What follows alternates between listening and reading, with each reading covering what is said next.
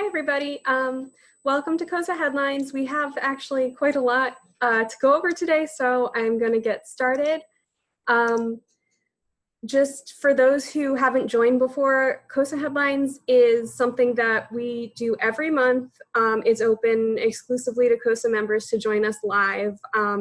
We take the first half of the webinar to go over the most important social science news from the past month, and then we usually select a deep dive topic and often have an outside speaker give us a little bit more detail on something that is particularly important. And so we're really lucky this month to be joined by Kristin, who's the Dean for Institutional Diversity at Allegheny College, and who's also a psychologist whose work has touched on stereotypes, police violence, racial injustice. And so she has a wealth of expertise that are really good to have at this particular moment.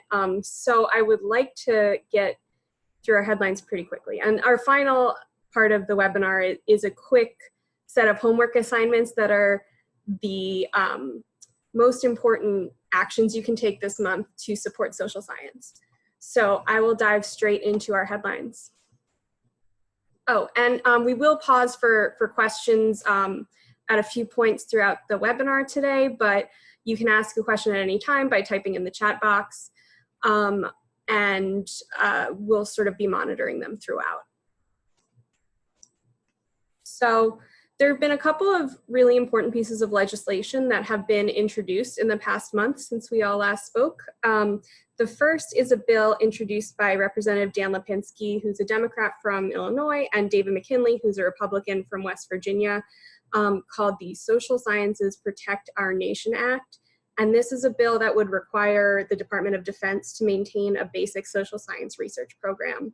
The bill was also originally co-sponsored by Jim Langevin, who's the House Armed Services Committee's chair of the subcommittee on intelligence and emerging threats and capabilities. So he is a powerful member of the committee with jurisdiction over this bill. As you may recall, the president's budget for the coming fiscal year, FY21, proposed to cut defense-wide funding for the social behavioral sciences at DoD, which includes the Minerva Research Initiative, which is a university-based social science research program.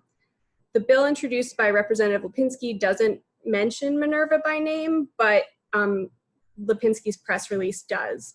And so it's clearly intended to push back against that proposal. The bill states, maintaining a basic social sciences research program provides the Department of Defense critical access to expertise to inform cultural understanding, support technological edge, counter adversarial social interventions, and understand drivers to strengthen alliances and attract new partners.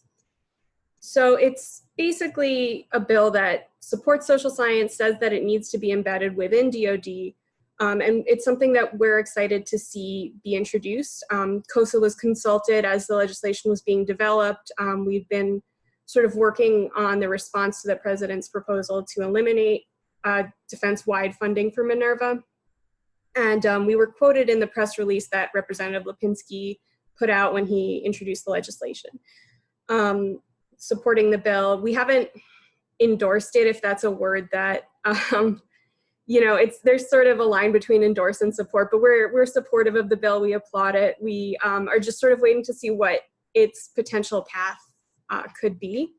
It's not clear right now. It's been referred to the House Armed Services Committee, and it would be marked up under regular order there, but we might also see it attached to the House Defense Authorization Bill, which is must-pass legislation that we expect the House to take up before the August recess. So we'll be watching to see sort of how this bill goes, and we'll be reporting back as it progresses. Another important piece of legislation that we would want to talk about is the Endless Frontier Act. This has been championed by Senator Chuck Schumer in the Senate, and it's both bipartisan and bicameral. So the Republican co-sponsor in the Senate is Todd Young of Indiana, and it was introduced in the House by Representatives Ro Khanna and Mike Gallagher.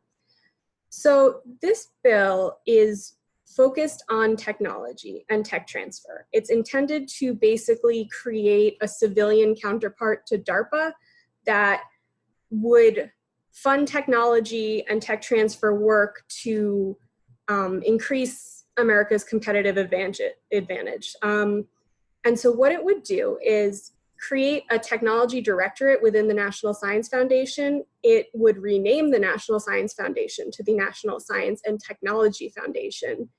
And it would provide $100 billion in funding over 5 years for this new directorate and the new technology projects. They would have to be funded across 10 specific technology areas, things like AI, high performance computing,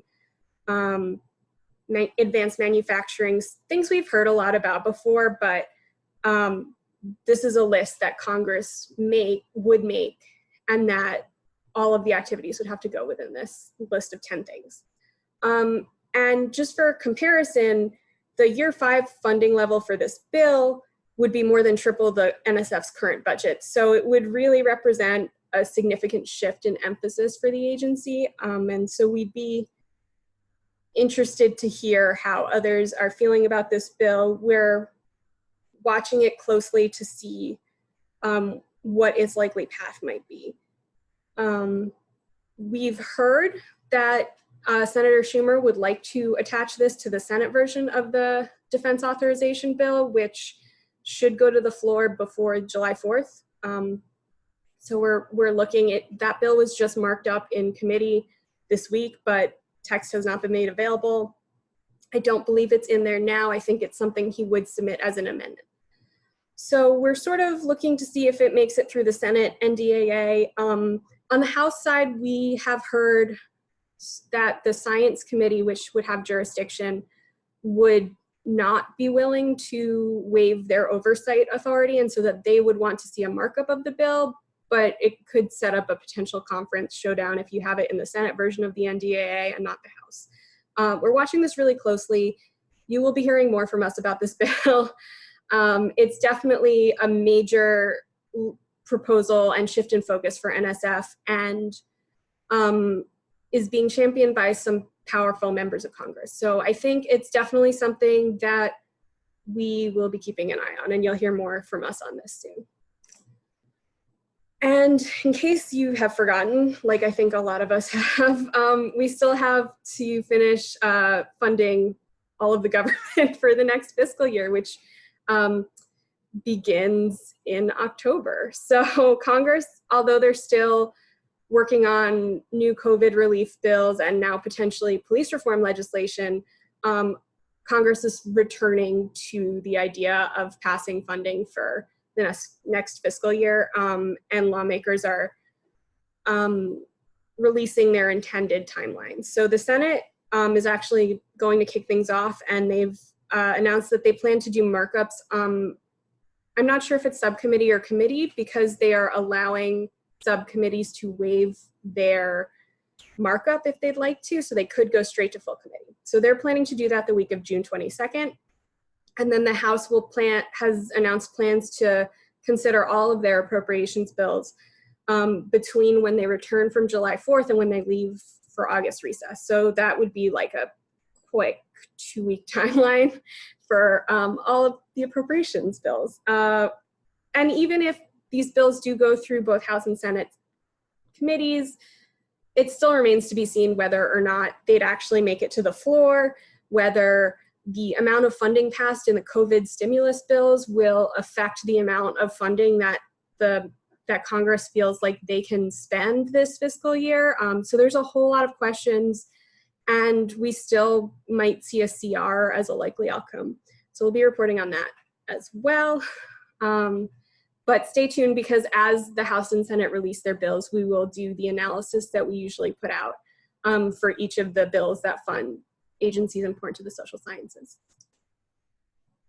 So turning to the executive branch, the White House has announced they're searching for the next chief statistician. Nancy Potok, the previous chief statistician, left at the end of last year, and so the vacancy announcement has been now posted. Applications are due June 29th.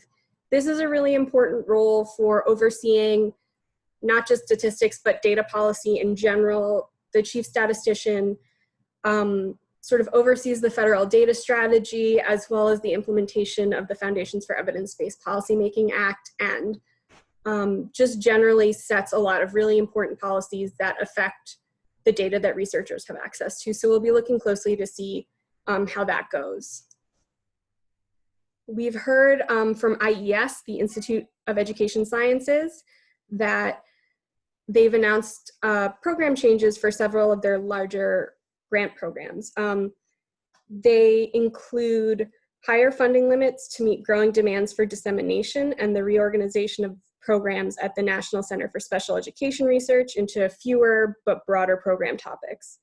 The changes, according to the announcement that IES released, have been guided by the Standards for Excellence in Education Research. So you can check out information on sort of what those changes are specifically at the link on the screen. Whoops, that's there twice. So the National Institute of Mental Health within the NIH has released their strategic plan for the Institute. The strategic plan guides NIMH over the next 5 fiscal years, and there's 4 high-level goals that they plan to focus on. Defining the brain mechanisms underlying complex behaviors, examining mental illness trajectories across the lifespan, striving for prevention and cures, and strengthening the public health impact of NIMH-supported research. So you can read the strategic plan in detail on the NIMH website. And lastly, for the executive branch, the census has been quite busy. They have released 2 new surveys that are specific to COVID-19. One is for households and one is for small business. They're calling them pulse surveys because they're sort of taking the pulse of various sectors. And data has been released from both of those surveys. They're putting them up every week, new data every week. They've created interactive dashboards so you can go and sort of play around and see the information. And this was all done incredibly quickly, so it's very cool to see. And while this is happening, the census is also sort of clearly rethinking how they can be responsive to the rapid shifts that COVID-19 has sparked. And so there have been a lot of requests for comments recently. They include the questions from the 2 pulse surveys because they were started under an emergency authorization from OMB. They didn't undergo the usual notice and comment period that a survey would usually have to, so that's sort of belated. But you can weigh in on the questions and the overall design that way.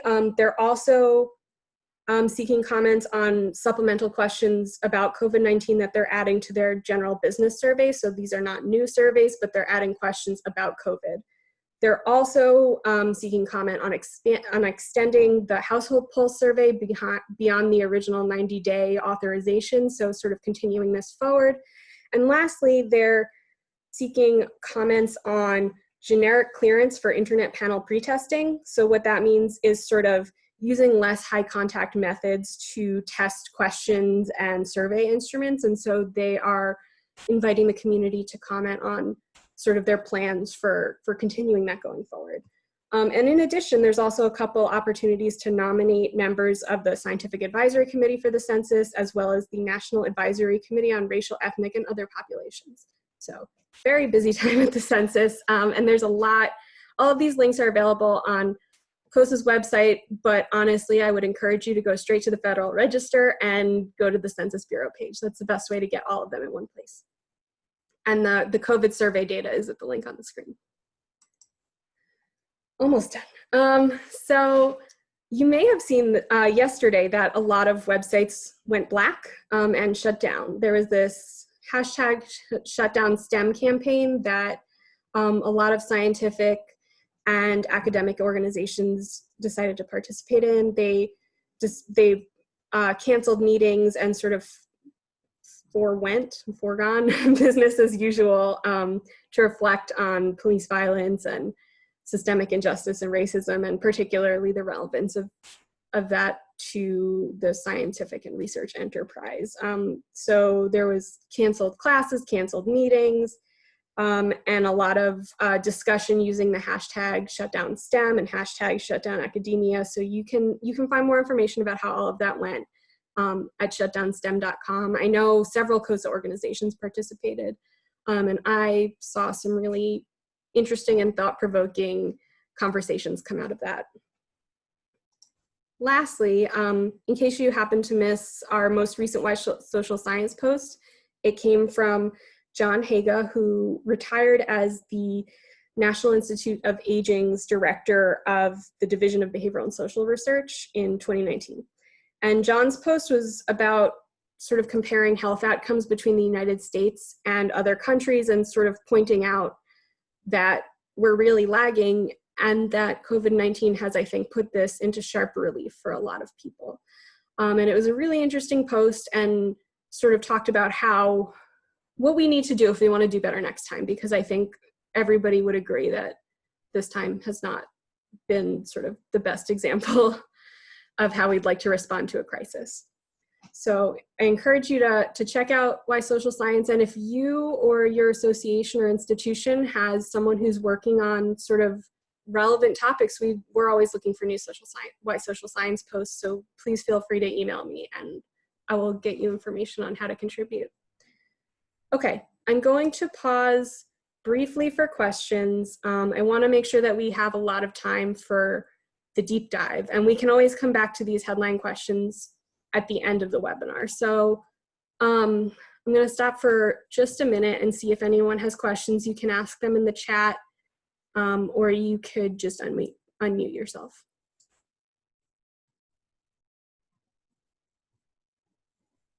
Okay. I'm gonna move straight on to our deep dive, and I will turn it over to Wendy, COSSA's Executive Director, and I'm gonna stop sharing my screen, so hopefully that makes her picture bigger.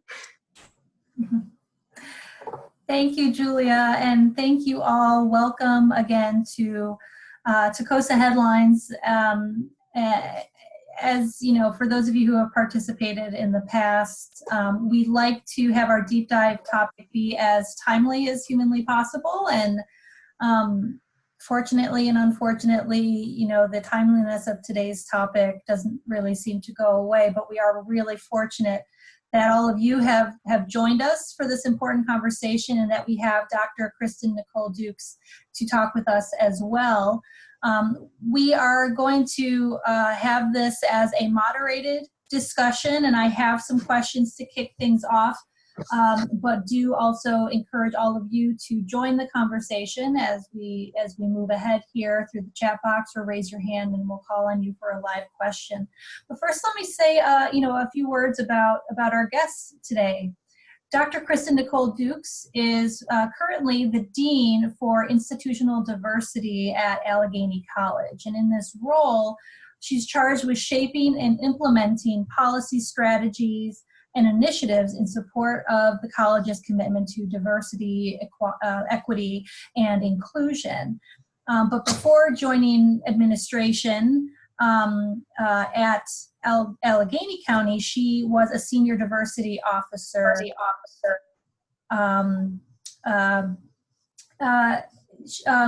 She was an associate professor of psychology at Simmons University. So she has a deep background in research. She comes to us from the social psychology community, where in which she has her master's and doctoral degrees from Tufts, with her focus on stereotyping, prejudice, and discrimination. Most notably, and timely of course, Dr. Dukes edited the 2017 volume of the Journal of Social Issues on Police Violence Against Racial Ethnic Minorities in a Global Context, entitled What Social Science Research Says About Police Violence Against Racial and Ethnic Minorities, Understanding the Antecedents and Consequences, and has other really important publications to her name as well, related to the deaths of Trayvon Martin, Michael Brown, Tamir Rice, looking at those through a psychological social psychological lens. So we're really pleased to have Dr. Dukes with us. And like I said, I will kick things off with a couple of our own questions, but invite you all to join as well. So first, Dr. Dukes, your sort of scholarship background, and now you're in administration, your interests are so wide ranging. Would you tell us a little bit about your background, your work, and give us a flavor of sort of the breadth of what we might hear about today? Sure. Thank you again for inviting me to take part in this. It's really meaningful for me. I don't often get to take off my administrator hat and talk scholarship very much. I want to start with a shout out to, I noticed some participants that I recognize that are from my SPICY crew, which is the Society for the Psychological Study of Social Issues. SPICY is actually where I kind of shifted my focus and started thinking with a policy angle and thinking of ways in which my research could help inform good policy. And as an instructor, I actually left a SPICY related conference and went back and started teaching research methods from the angle of, you know, I'm training the troops in the trenches, that they're going to do the work that puts out the good science. But yeah, about my range of interests. So I would say broadly, stereotyping, prejudice, and social justice with a focus on intersectionality, which we can talk about a bit. While, you know, most of the cases that we see that make it to the headlines are Black men that are dying, there are Black people of all genders that are dying that don't get that type of notoriety. So my research from the beginning has really focused on intersectionality a bit. And it ranges. It's all about what can I do to apply stuff. And then in my current position, I'll say that everything I've ever learned about social psych comes into play in this role. I know that you've had a couple of things on COVID-19, but to say that COVID-19, the way it's impacted higher ed is redonkulous is an understatement. Like, you would not believe the impact, and some of you probably would, but yeah, I'll stop rambling there with my interests. Thank you, thank you. There's, like you said, there are so many directions we can go in, from media coverage and protesting to sort of the makeup of policing organizations, and intersectionality, of course, I mean, it's something we want to address. I would like to start at sort of the highest level and then work our way down into some of these more specific issues. So one question is, what is different about this moment in time? If anything, and I mean that from different perspectives, you know, from sort of the oppressed, those feeling the injustices, how are their feelings changing from sort of the social psychological perspective, but other things as well, communication, Twitter, the way that folks are assembling now. What do you see through your lens of what's different now versus, you know, movements of the past, and are they good changes or not? So that, I mean, that's an interesting question that I've actually been asked before. And I'll say, in my opinion, nothing has really changed.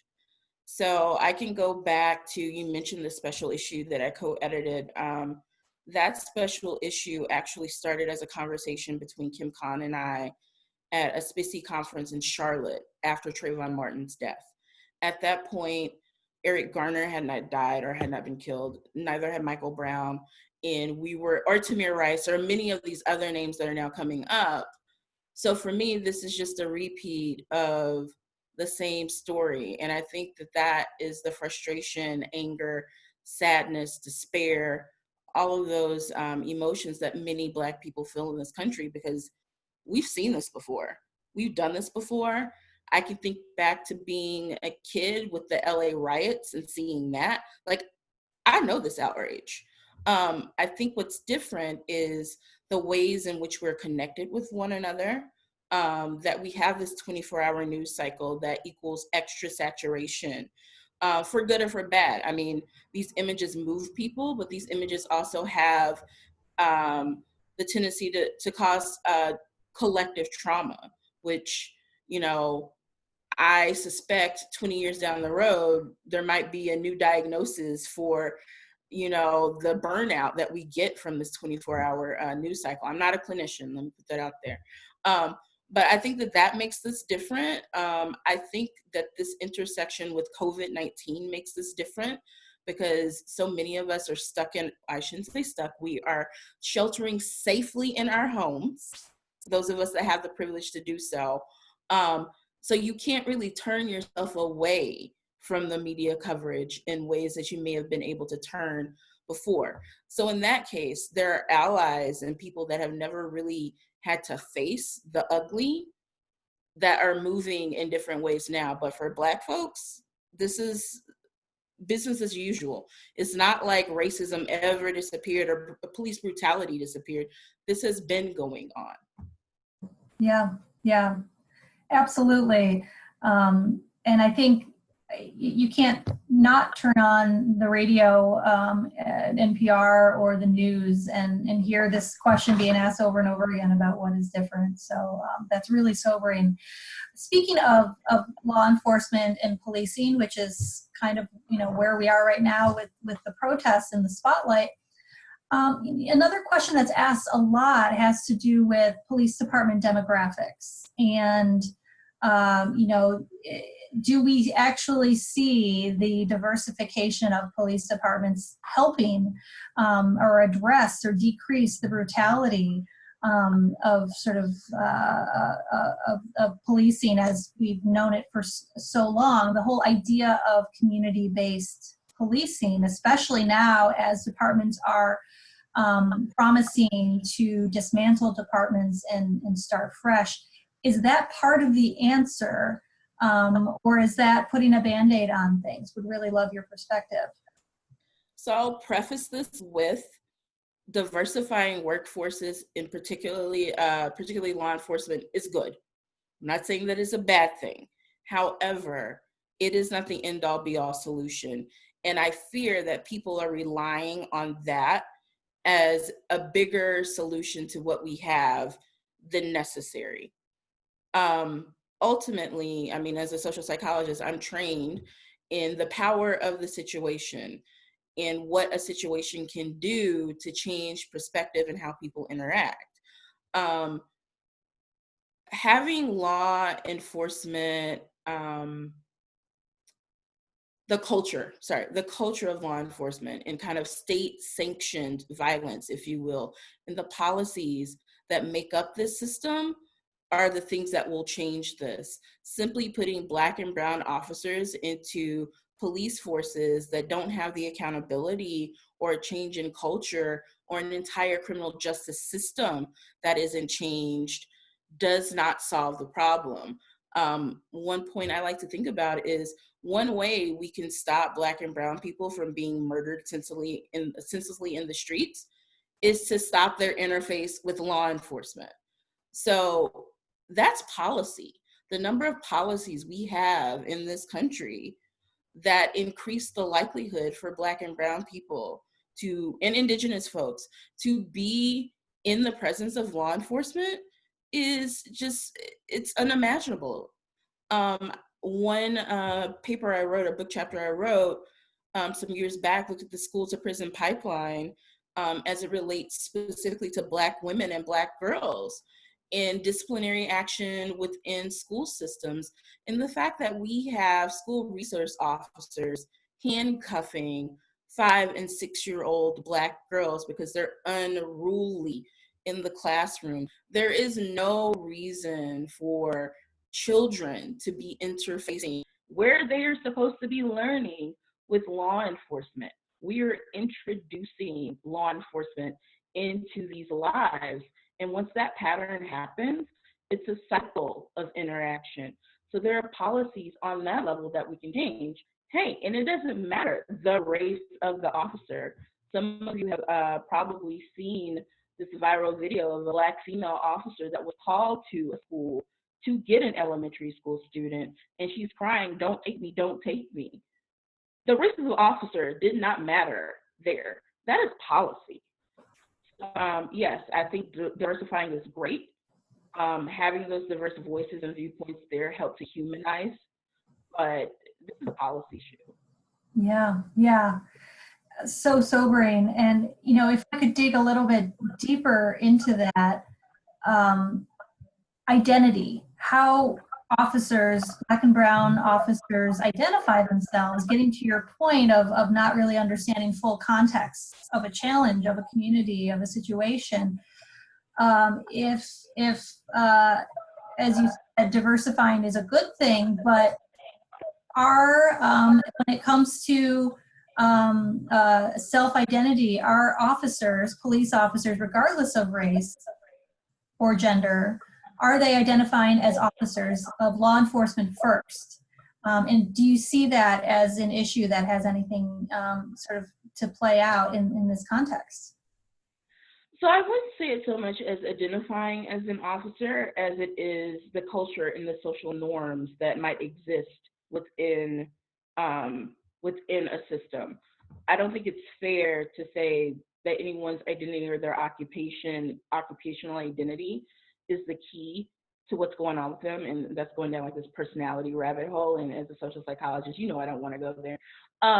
But having those norms that, you know, shoot first, questions later, or this firm law and order, or I am the authority figure and you must obey and bow down to what I'm saying in this moment. Those type of cultural norms are the bigger problem. And until we change that, we're in a bad situation. I think about it in terms of my own institution and our public safety officers who are sworn officers of the law. They're trained. They could carry weapons or whatever. They drive around in cars on campus that look like cop cars.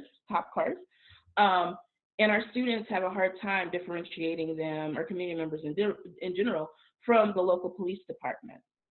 And there's a culture that they are here to protect and serve. Now, when you go and talk to them individually, they take such pride as being officers, and they are deeply hurt and troubled that they are being perceived as the boogeyman. But there is still a norm there that goes beyond that human connection, where the culture of this department is. So this isn't about how you identify. This isn't about I became a police officer, a law enforcement officer because I wanted to do blah, blah, blah. This is culture. Thank you, thank you. Changing gears a little bit, and of course I want to invite those on the line. If you have questions, and put them in the chat box, or you can raise your hand and we will unmute your line. So please join the discussion. But I thought I would change things over and talk a little bit about implicit bias, which you know, as the social science community we've known about for decades, but is becoming more mainstream. As you know, the public consciousness grows about implicit bias, more implicit bias training in police departments and in other sectors as well. But I suspect that there's probably a downside of that as well, and perhaps some dangers of sort of mainstreaming implicit bias. And so I'm wondering if you could say anything about the positive or the negative impacts of implicit bias being more well known. Is it an escape hatch? Is having the discussion useful? Where are we on this? Because I don't think it's going to go away anytime soon. So yeah, I as a diversity professional, roll my eyes and groan anytime I hear the words implicit bias or microaggression right now, because everyone thinks that if we just get a seminar and we teach everyone about implicit bias, about microaggressions, it makes it all better. And that's not true.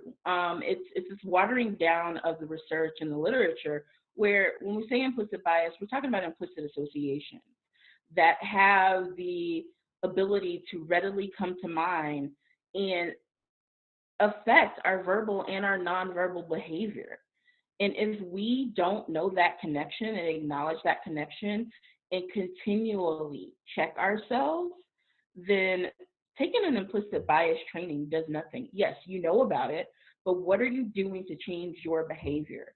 And it's almost like you need a booster shot. Like, this isn't a one and done.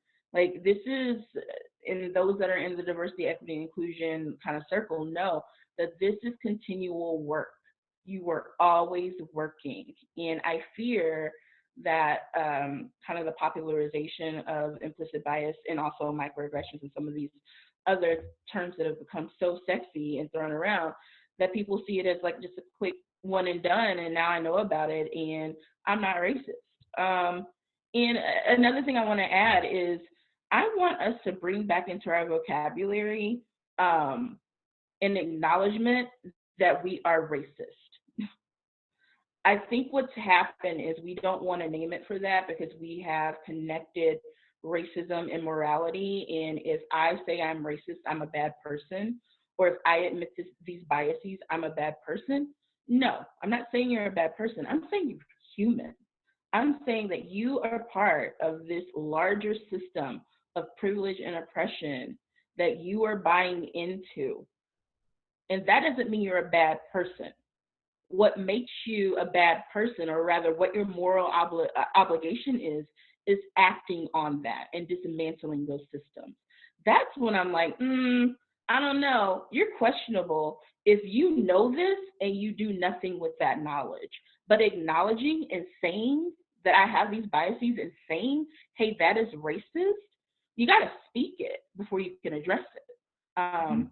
Yeah, I'll just add that. Yeah, that's great. And building off that a little bit, I mean, so you're speaking to a social and behavioral science community who are in part, stewards of articulating the merits, the understanding of the merits of better understanding your own biases. What should our community be doing to either set the record straight on implicit bias by engaging with the media, or is there something we shouldn't be doing as a community to make sure that messages aren't being mixed here and that we're being clear about what we're talking about?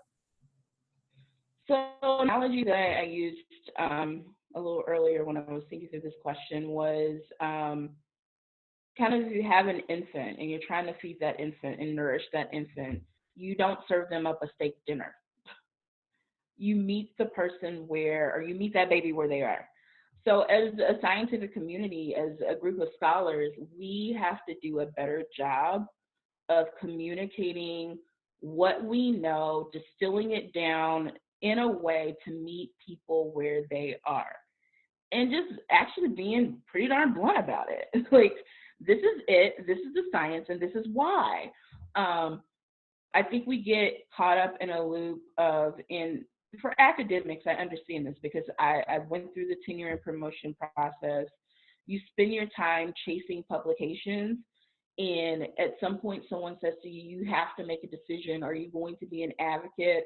Are you going to be a community scholar? Or are you going to adhere to this narrow definition of what it is to be a scholar with a PhD?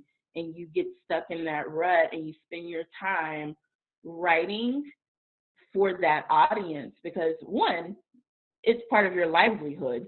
Like, I need to get these pubs or I don't get out of here or I don't keep my job. But if I could distill it to two things. Number one, we have to be better communicators to the outside world. And two, we have to shift the focus, and I have a higher ed mind frame here, but we have to shift our value system within higher education so that as a scholar, it is valued for you to share your research with the world, that our tokens and our credentials aren't based on publications or the multi-million-dollar grant that you got, that there is value in this idea of giving science away the way it was intended. And until we change that value system, I mean, I'm just kind of thinking out loud now again, until we change that value system within higher education, we're going to have a really hard time communicating the stuff that needs to be communicated out to the general public. We're caught up in sustaining the system, which, and now I'm going to go on a rant, is inherently biased and set up for, if we're honest, rich white men. Like, if we talk about higher ed as a system, people like me were never intended to go there. So we go in and we play that game, and then we cannot give back to the very communities that we come from because we're playing that game in a system that was never made for us. There's no out. Let me stop. I'm about to go to church. I think you would not find a more sympathetic crowd than the one gathered here. And these conversations are so big. And it gets to the point that Julia was raising earlier about this whole shutdown STEM moment. It's not enough to issue a statement and standing in solidarity, but to reflect on all the different ways our systems are broken, frankly, to perpetuate the same challenges that we've had historically. So we're with you there. Also critically connected. So I'm thinking through school and education system and who gets the privilege to a wonderful education and who is interfacing with school resource officers and ending up in this prison industrial complex. Of us that get into higher ed because it's a source of mobility, do we ever really get out, or are we stifled and our souls just crumbled because we can never do what we're really passionate about? And even when you are out connecting this to COVID-19 and you've made it, are you still getting access to healthcare in the way that you should? Like, there are all these systems intersecting in such a way that no matter how you play the game, you don't get out. But the way to change these systems is through policy. Yeah. There's so much there that we could unpack in a week-long webinar series on context and systemic change. And there's just so much work to be done. We have probably 7 or 8 minutes if folks had questions that they wanted to add to the conversation. Otherwise, I'll keep going and hog the microphone because I have so many things. Oh, we have a question that just came through. This is from Ed Lebo, who's actually the chair of the COSSA Board of Directors, and he comes from anthropology. He says, thanks for your thoughtful remarks. You're holding police culture responsible for violence against Black and brown people intrigues me. I'm interested in your thoughts on where to look for points of leverage to accelerate culture change for the purposes of reducing violence. And I have to say with that, that does not alleviate people from personal responsibility. So when you make the conscious decision to put your knee on the neck of someone for 8+ minutes while they are screaming for help, that is a conscious decision and you need to be held accountable for it. But there is a culture underneath that supported the thinking that that would ever be okay. And where we leverage that is, I think we're at a moment, and I hate to talk dollars and cents, but we're at a moment where people are yelling, defund police departments, let's dismantle, let's dismantle. We're at a bargaining moment that police or law enforcement as a whole might be willing to come to the table and think about things differently. Because if I learned anything, even through COVID-19, the great equalizer and motivator is money. And the idea that your job may be cut will motivate a lot of people to do things very differently. Now, I don't like that as a motivator. I would like for people just to be better human beings and come to the table and be like, oh, you know what? I am killing people on a regular basis. Let me be better as a human being. But that's not where we are. So in terms of leverage, I think what we might have is this push to defund that if our requests are more nuanced and they aren't, let's just defund, it's like reformation. Let's change the laws, the policies, the ways that things are operating, then we can make lasting change. And I mean, I can think of research that shows that policy does make a difference. Having those standards and those written rules, yeah, it feels really hokey to those first early adopters. But over time, the people that come after, they will never know the world pre. So there's that already there as a cultural framing for them. Yeah, thank you for that. And, I think that gets to the larger issue that you were raising earlier about sort of getting out of the quote unquote lab and applying your work to real life. Have you had experiences where you've been able to, sort of make it through higher education and then get out, as you say, to actually apply your research? And arguably you're doing that in your administrator role right now. But can you speak to, by way of giving examples to others who may be on the line interested in how to make that leap into actually not only studying the things you're passionate about, but having that playing some role with your research and translating that? So have I done it successfully? I'm not quite sure. Not for a larger audience. So I hopped out of my faculty position because I decided that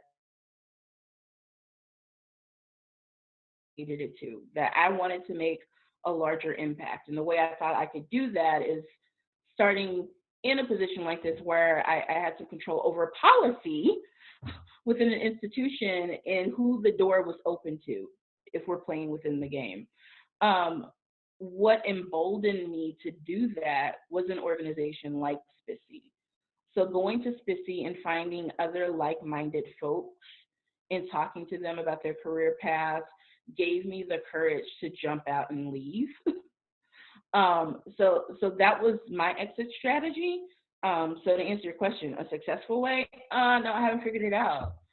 Because I have opportunities that come up for me to write and publish and do things that I'm like, man, if I could write this paper and get it out, it's gonna go to the right people and it'll be distilled in a way that but I don't have the time because now I have this different full-time job. It's a constant struggle and frustration. So I don't know if that was a satisfactory answer. The answer is I don't know. Yeah, it's very, I mean, it's consistent. It's very telling. This is some across scientific disciplines, what folks deal with all the time. I think a lot of, scholars go into research because they're interested in the question, not in playing the game, not in the systems that are set up to sort of put guardrails on studying those questions. And I think, from where I sit as someone who works in the policy realm, I'm seeing more and more folks with research backgrounds and degrees coming to us asking how they can do the type of work that we do, because it's more satisfying for certain people who are looking for those changes. I wanted to ask one other question, and of course others can chime in the remaining minutes, but I didn't really give you a chance to talk a bit about your role now as Dean for Institutional Diversity. Can you just say a little bit about, is this a new position that was created, and give a flavor for those of us of what that really entails for you? So it isn't a new creation position that was created, but it is a new title. It's a fancy title for the Senior Diversity Officer of the college. And I do a range of things,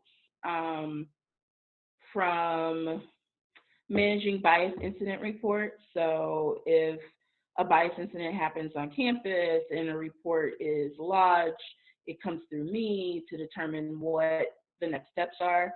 Building that system, so we've moved over to a primary philosophy of restorative justice.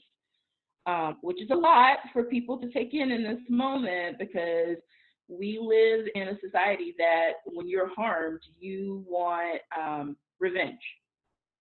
You want accountability, and accountability looks like punishment for many people. So I already recognize when I'm talking to folks on campus that I'm speaking another language when I'm like, yes, they did X, but let's sit down and talk about harm, speak your harm and how you can be restored. And they're like, what? Even the question of how can you be restored is a new one for many people, because they're like, just sanction them, just suspend them. I'm like, but how does that restore you as an individual? Them leaving here does not take away the fact that they use that racial slur towards you. you were still hurt. So what restores you? That's what we need to focus on. So I do that type of work to recruitment and retention of employees, trainings for those to make sure that we have a clean and equitable search process. I do seminars on inclusive teaching. Yeah, it just goes on and on and on. It's the smallest task and also the biggest task. Such important work. I see one more comment coming through.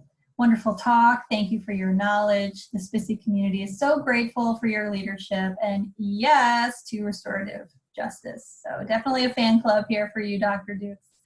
I need to move on to our homework assignment for our folks, but you can turn your camera off if you like. But thank you again so very much for all of your contributions, and we're all very grateful not only for you joining us today, but for the work that you're doing in your new position and all of the scholarship that you've been promoting.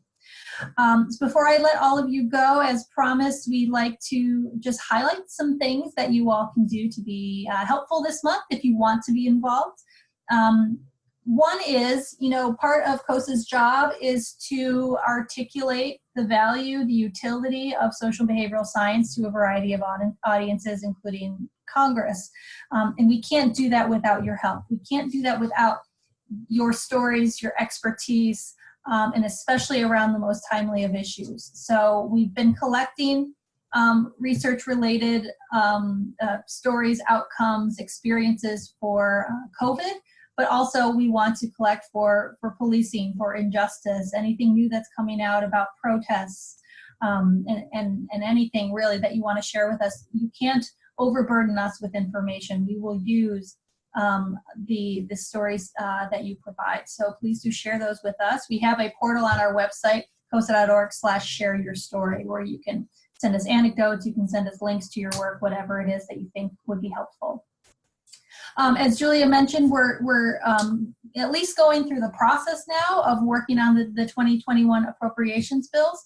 So now that Congress is writing their legislation, it's important that we continue to weigh in on the agencies that we care about. So go to our Take Action page. You can send off another letter to your congressperson telling them that research at the many agencies we care about is critically important. It's especially important to do this just given all of the COVID money that's been appropriated in these emergency supplementals over the last few months. We do not yet know what the impact of that supplemental funding will be on the regular appropriations for agencies we care about. So we want to make sure social science funding is not left on the cutting room floor when all is said and done. And then, as Julia mentioned earlier, there's a lot happening at the census where you could actually provide some input. So respond to the requests for comments. There are some deadlines coming up at the end of June. And you can go to the Federal Register, as Julia suggests, to get all the information that you need there. Next slide, please. Okay, we will continue our monthly series as we always do.